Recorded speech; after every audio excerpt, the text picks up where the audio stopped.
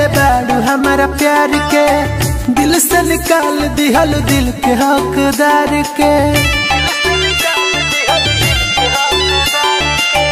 गजब के तोहफा देले बाड़ू हमारा प्यार के, दिल से निकाल दिहल दिल के हकदार के।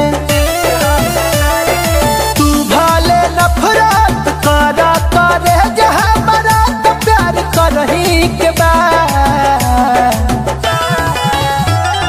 मर जाइब तोहरे याद में, एक दिन तो मरही के बाद मर जाइब तोहरे याद में, एक दिन तो मरही के बाद।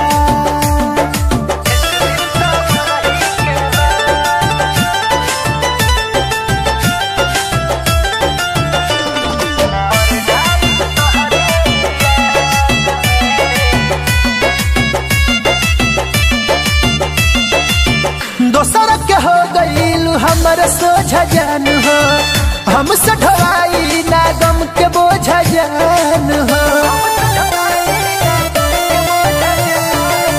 दोसर के हो गईल हमर सोझा जान हो, हमसे ढवाई ना गम के बोझा जान हो।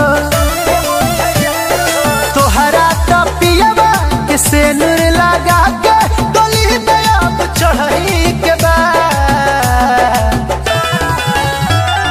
मर जाइब तोहरे याद में, एक दिन तो मरही के बाद मर जाइब तोहरे याद में, एक दिन तो मरही के बाद, एक दिन तो मरही के बाद।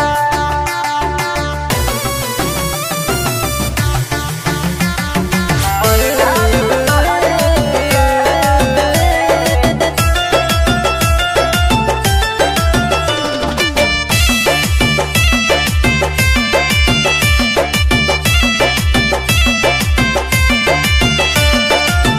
दिल टूटला के